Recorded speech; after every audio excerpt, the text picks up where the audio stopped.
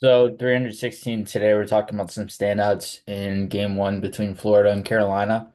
And Florida basically asserting their dominance and really great game from them on their side. I thought they were doing a great job all around, just being able to create chances, create volume, and be able to be active in transition and inside the offensive zone. They were really leveraging their defensive play too. I think they were a little bit more aggressive, a little more assertive at being able to step up at the lines and being able to shut plays down instantly for Carolina. And when Carolina's not going on the rush and in transition, they have a tough time being able to set up possession sequences quite frequently and quite effectively. So I think with Florida, they did a great job of being able to mitigate some of that and being able to negate some of their impact there. And Florida is just doing a great job all around being able to create offensive chances, create sustained zone volume, and being able to create offensive zone time in their favor. And just being able to leverage that on a consistent basis was something that was really important for them.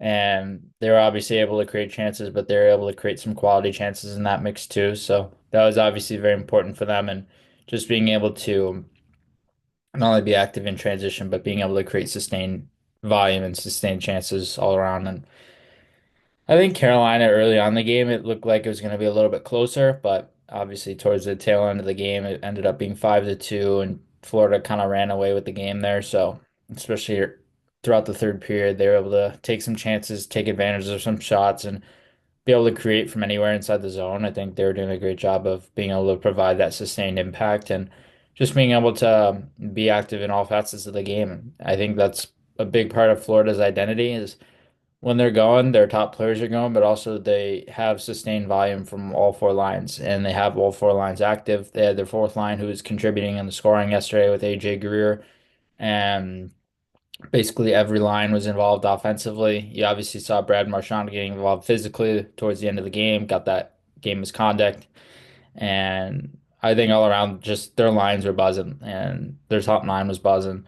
And I think their fourth line the past two games has played really well, Florida's, and they've been able to create a lot of chances. Nosek, Gadjevich, and Greer together have been really good and a really good combo, really good trio together. So that has obviously worked in their favor. And then you look at how they can still create chances. Like they're a line that has some puck skills, they have physicality, they have competitiveness, they have tenacity, and they have that ability to be able to be active in all facets of the game that way. So I think it's very important to see how they can generate their chances and how Florida was able to come out this game. I honestly thought that Florida had the advantage coming into this game.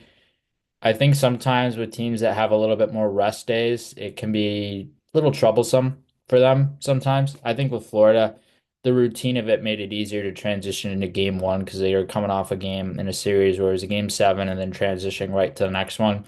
I think it gave them less thought heading into the series where they didn't have to think about, they knew they had to think about the travel, but they didn't have to think about the game as much and it wasn't as worrisome because they just went through a seven game series. I honestly think it was a little bit more disadvantageous to Carolina to be able to have more rest days, but this is what it is now. Game two is going to be an interesting one. I'm curious to see if Carolina is able to respond. The interesting stat about them is that the last two conference finals that they've been in, they've both been swept. And I don't envision them being swept again this year, but I honestly think this could be a very short series, like 5 or 6 games maximum. I wouldn't be surprised if it goes five. I wouldn't be surprised if there's a sweep. And I think Florida, it's not that Carolina is a bad team, it's just Florida is that good of a team and they can up that tempo when they need to. And they can do it later on in the playoffs, which is something that is really dangerous for other teams too. So Florida, great game for them. Just sustained all around effort and they're playing really well offensively and defensively too.